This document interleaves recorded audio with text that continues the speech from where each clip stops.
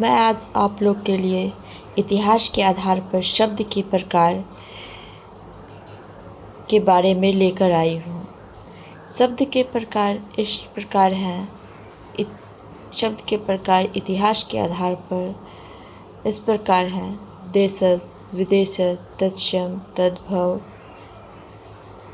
देशज, देशज विगत भी कहते हैं। देशज हम वे शब्द जो देश की अन्य भाषाओं या बोलियों से उत्पन्न हुए हैं वे हमारे देशज शब्द कहलाते हैं। जैसे लुटिया, पगड़ी, ये हमारे देशज शब्द हैं जो हमारे देश के द्वारा पैदा हुए हैं। विदेशज शब्द आगत, विदेशज को आगत कहते हैं। वे शब्द जो देश की भाषाओं और बोलियों से उत्पन्न न होकर विदेश की भाषा से हिंदी में आए हैं वे विदेशज शब्द कहलाते हैं। जो विदेश के द्वारा हमारे देश में जो भाषा लाई गई है उसे विदेशज शब्द कहते हैं। जैसे डाकघर, दवाखाना, रोड आदि। विदेशी भाषा के अंतर्गत आने वाले शब्द: पुर्तगाली शब्द, अंग्रेजी शब्द, अरबी, फारसी, चीनी शब्द। तो पुर्तगाली शब्द में देखिए रुमाल, जलेबी, ये सब आ जाते हैं। अंग्रेजी शब्द में देखा जाए तो रोड, कॉलेज, ये सब आते हैं। अरबी फारसी शब्द में अल्लाह, आका, ऐसे शब्द आते हैं। चीनी शब्द चाय, चीनी, ये शब्द आ जाते हैं विदेशी भाषा के शब्द में। तत्सम शब्द, तत्सम शब्द का अर्थ है उनके समान, अर्थात अपने स्रोत संस्कृत के समान जो शब्द संस्कृत से ज्यों के त्यों हिंदी में ले लिए गए हैं वे तत्सम शब्द कहलाते हैं। जैसे नयन, पवन, गुण आदि। और ये तत्सम शब्द के नियम देखिए। आगे चलते हैं, हम तत्सम शब्द के नियम के बारे में देखते हैं क्या है। जिन शब्दों में संयुक्त वर्ण का प्रयोग होता है, संयुक्त वर्ण, संयुक्ताक्षर, अक्ष, त्र, ग्र, श्र, इसमें संयुक्त शब्द आते हैं, संयुक्त वर्ण आते हैं।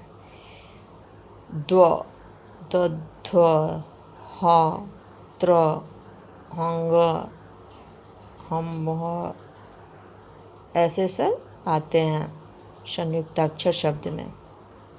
कक्षा, त्रय, ज्ञान, विज्ञान, हृदय, अद्भुत, मुक्त, क्षत्रिय, इन सब में संयुक्त शब्द आते हैं। कक्षा, अच्छा, अच्छा, अच्छा आता है, इसमें संयुक्ताक्षर शब्द आ जाता है। त्रय, त्रय संयुक्ताक्षर शब्द हो गया।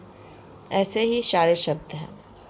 दूसरे नियम पे, जिन शब्दों में अर्धाक्षर आधा वर्ण का प्रयोग हो वे सामान्यतः तत्सम होते हैं। जैसे तत्सम, वत्स, ज्योति इत्यादि। तीसरे नियम पे अब आते हैं। अनुस्वार युक्त तत्सम शब्द होते हैं।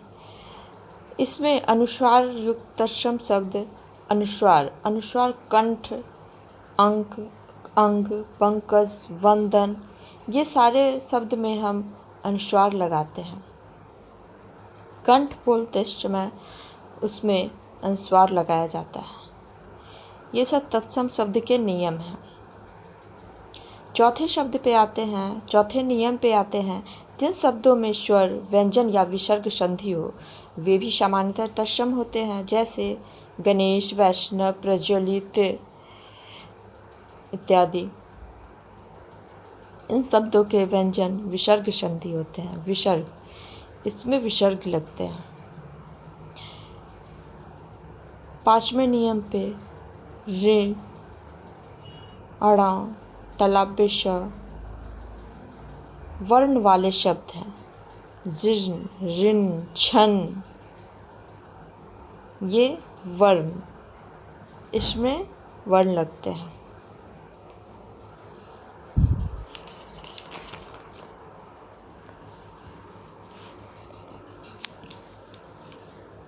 और आगे हम छठे नियम पे आते हैं।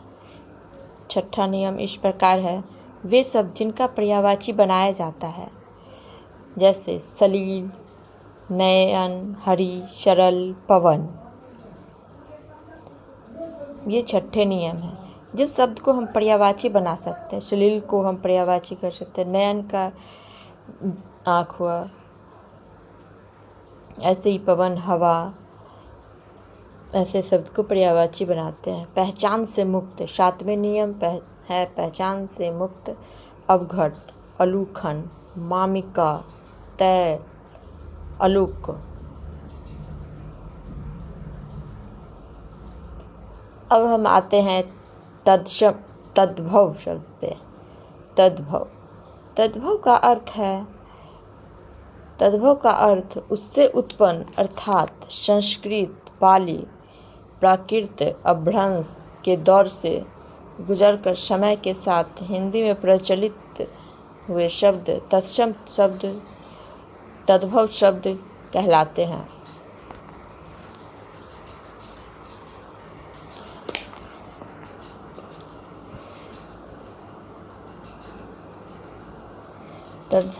तद्भव शब्द कहलाते हैं, जैसे नयन, नैन, आँख, आँख, आँख में इसमें चंद्र बिंदु लगता है। इनके तद्भव के नियम इस प्रकार हैं। संयुक्ताक्षर, अर्धाक्षर, सामान्य संधियों वाले शब्द तद्भव नहीं है। संयुक्ताक्षर, अर्धाक्षर, सामान्य संधियों वाले शब्द तद्भव नहीं है। चंद्र बिंदु वाले शब्द वे हमारे तद्भव हैं, जैसे आँख, पाँव, माँ, माँ, चंद्र बिंदु। इन सब शब्दों में आँख, चंद्र बिंदु लगते हैं। ये सब तद्भव के नियम बताए गए हैं। तीसरे नियम पे आते हैं। द्वित्व वर्ण वाले शब्द तद्भव शब्द कहलाते हैं, जैसे चक्की, बच्चा, चक्की, बच्चा, चक्की। चक्की में इसमें दो शब्द, एक आधा शब्द दिया जाता है और एक पूरा शब्द दिया जाता है द्वित्व वर्ण वाले शब्द में। जैसे बच्चा में दो शब्द समान है, एक आधा दिया गया और एक पूरा दिया गया। चौथे नियम पे आते हैं। जो समानता हम बोलचाल की भाषा में प्रयोग करते हैं वे भी तद्भव में ही आते हैं। बोलचाल की भाषा में हम जैसे नॉर्मली जैसे कुछ बोल रहे हैं, बोलचाल की हमारी भाषा है, वो भी तद्भव शब्द में ही बताए जाते हैं।